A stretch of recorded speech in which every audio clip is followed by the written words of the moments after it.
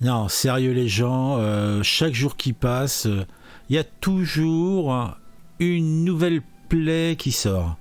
Alors là, celle du jour, elle s'appelle la xylazine, la drogue zombie qui crée des plaies jamais vues. Alors autant dire que c'est un pas de plus vers la folie. Qu'est-ce que vous voulez que je dise de plus?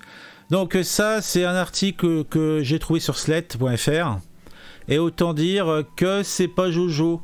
L'image de présentation est plutôt explicite, si vous voyez.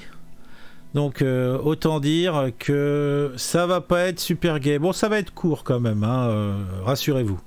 Les États-Unis se dirigent vers un nouveau pic d'overdose puisqu'il n'existe actuellement aucun traitement.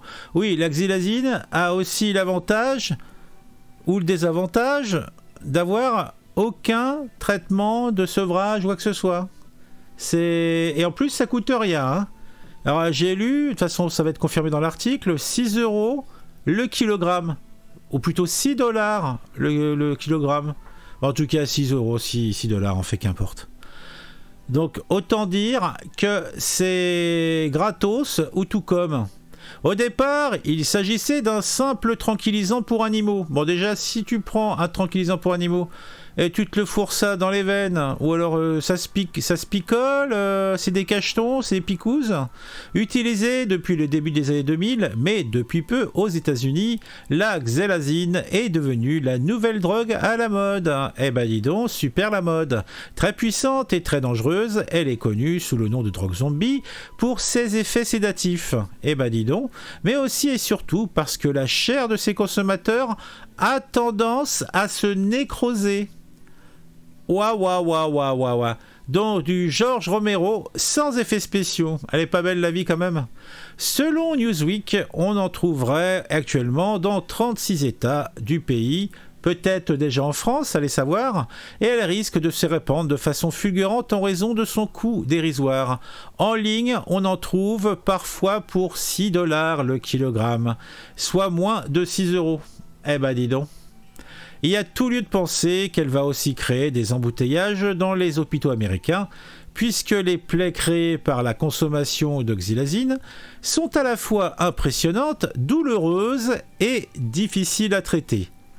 La folie xylazine rappelle l'effrayant engouement autour du fentanyl, opioïde supérieurement dangereux, pouvant servir à couper d'autres drogues, mais elle pourrait bien faire plus de ravages encore, puisque qu'à ce stade, la médecine n'est pas capable de traiter les overdoses liées à ce produit.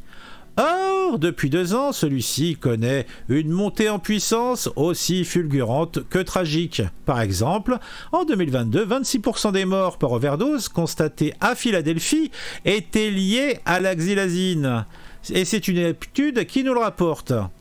Alors, pour montrer un petit peu l'excellence de ce produit, les autorités constatent un changement massif de paradigme, tandis que le fentanyl est en train de remplacer durablement l'héroïne, la xylazine est en train de prendre sa place au classement des additifs les plus populaires. Or, elle ne figure sur les radars des institutions de lutte contre la toxicomanie que depuis peu de temps.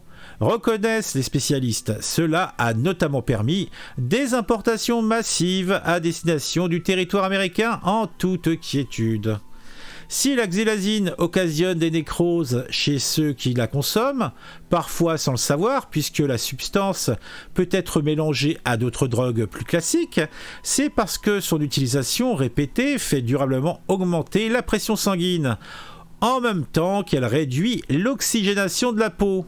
Cela crée des abcès, lesquels finissent par remonter à la surface. Le corps médical décrit des plaies inhabituelles à la limite du jamais vu. La formation interne des abcès rend d'autant plus difficile la prise en charge des patients qui ne prennent pas tout de suite conscience de leur état. Lorsqu'il devient clair que les tissus sont nécrosés, il est trop tard.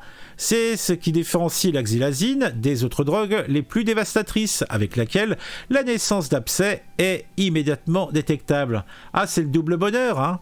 Avec ses effets analgésiques et sa vertu euphorisante, le xylazine donnerait l'impression de se trouver dans un nuage, si l'on en croit les témoignages, mais un nuage dont on chute avec fracas, sans la possibilité d'être secouru par les médicaments comme la naloxone qui permet de combattre les surdoses d'opioïdes, ce que la xylazine n'est pas.